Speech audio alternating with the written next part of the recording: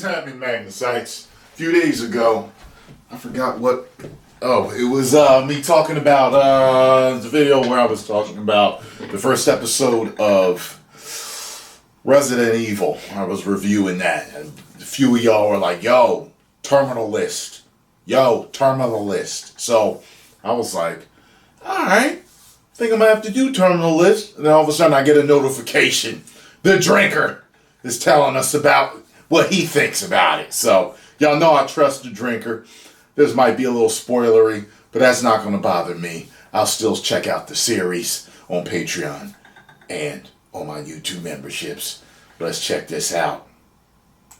Holy shit, man. Amazon Prime is basically a tale of two cities when it comes to adaptations of popular books these days. On the one hand, they apparently butchered the shit out of A Wheel of Time with cheap sets, crappy acting, race and gender swap characters, and not to mention hefty doses of the message. And as for the Rings of Power, well, I think you know my thoughts on that one. But leave behind the fantasy worlds and journey into the realm of contemporary action thrillers, and they seem to be doing a surprisingly good job. Reacher was a solid stab at bringing one of the biggest, meanest and muscliest action thriller protagonists to life, and while it probably could have benefited from a bigger budget, it was pretty well cast, well acted, and refreshingly free of tedious political pandering. Which is more or less how I'd choose to describe The Terminal List, an action thriller based on a book by Jack Carr about a special forces operative on a quest for answers after his platoon gets ambushed during a failed mission in Syria. Given the watered-down, homogenised shite masquerading as action these days, I went into The Terminal List not expecting a whole lot, especially with Chris Pratt in the main role. Now don't get me wrong, I love Chris as much as the next guy, but let's be real here, he's best known for playing goofy, light-hearted comedy characters rather than brooding, traumatised war veterans. So imagine my shock when he turned out to be fucking awesome. A few years ago, if you told me that one day I'd be watching the fat simpleton from Parks and Rec pulling someone's intestines out and tying them around an overhead beam like a fucking rope, I'd have pulled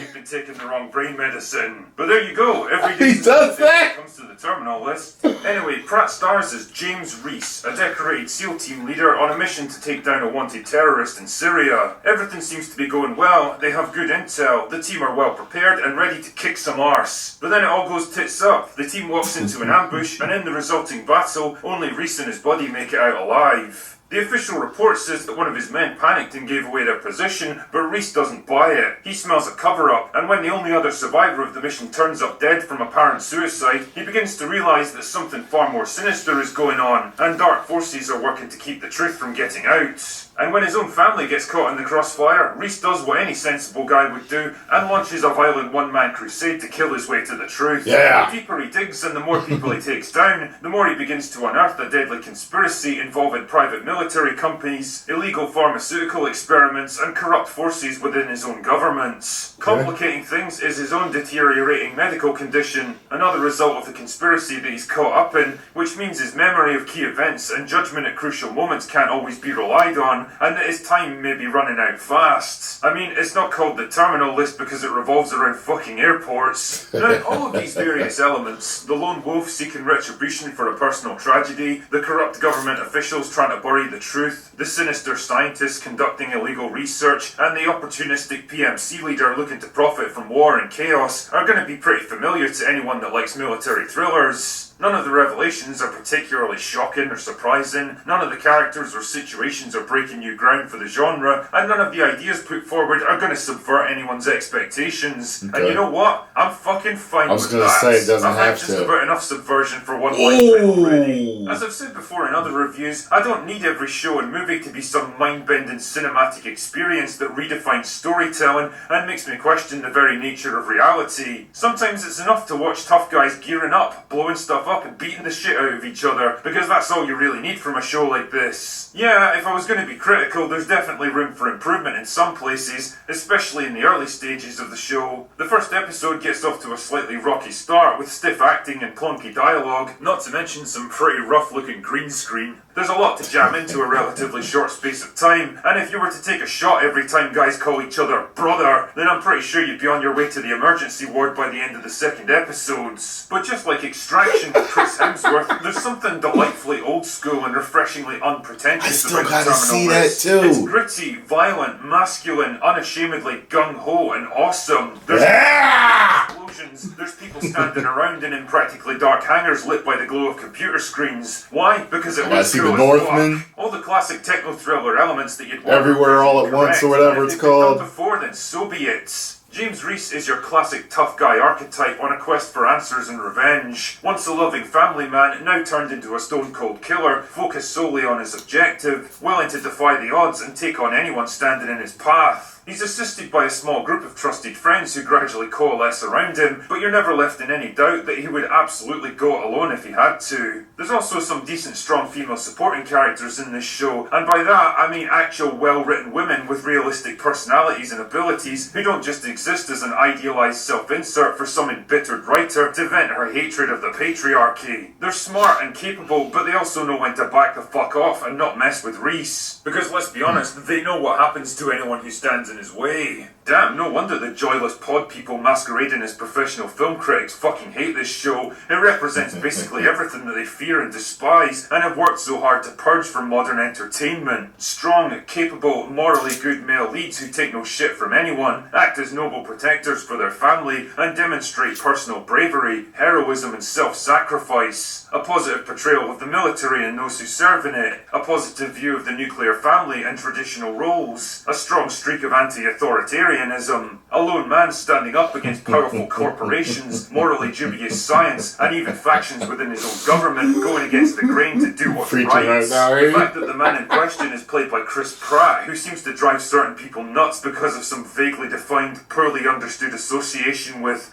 the wrong side, which in reality means he's just a regular guy who isn't pushing the kind of message they want him to push. Must be an even tougher pill to swallow. And yet, just like Tatiana, swallow it they must, because the fact is, the Terminal List was a massive success for Amazon. A second season is already in the pipeline, and all their transparent attempts to throw shade at it have only served to entice more people in. And I've got to say, I love how Jack Carr was having absolutely none of their shit. But the 95% viewer rating, audience rating, makes it all worth it. We didn't make it for the critics. We made it for those in the arena. We made it for the soldier, sailor, airman, and marine that went downrange to Iraq and Afghanistan, so they could sit on the couch and say, hey, these guys put in the work, they put in the effort to make something special and make a show that speaks to them. Damn, I don't even have anything to add to that. The dude pretty much hit the nail on the head right there. But as far as my conclusion for this review goes, I'd say that the Terminal List is a really fucking solid show that'll keep you happily engaged and amused for a good 8 hours. And let's be real here, that's more than I can say about pretty much every other TV show these days. Anyway, that's all I've got for today. Go away now. So, 8 hours, he said, so I assume it's 8 episodes. Yeah, I'm down. I'm down. Love and Thunder. This is on autoplay. Okay, that's what I'm talking about. Thank you very much, Drinker, for helping me out with that. I was gonna watch it anyway, but I just needed, your funny take on it, because you're real. I had to know what you thought. I had to make sure it wasn't woke! You know what I mean? It doesn't seem like it is. So, that's definitely something that I want to watch.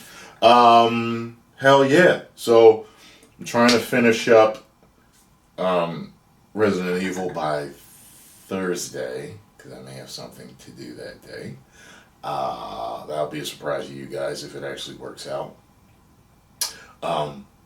I also am going to see Nope on Thursday, so I'll have a movie review for you there, and I'll try to jump this on in there, and I plan on, I guess, trust me, I'm going to finish up The Boys.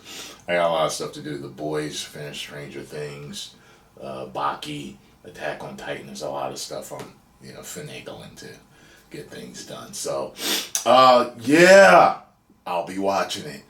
Post comments down below. Let me know what you all think. Should I watch it? Should I not? Is Terminal List great or is it not?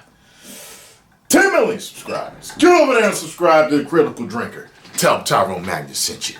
Woo!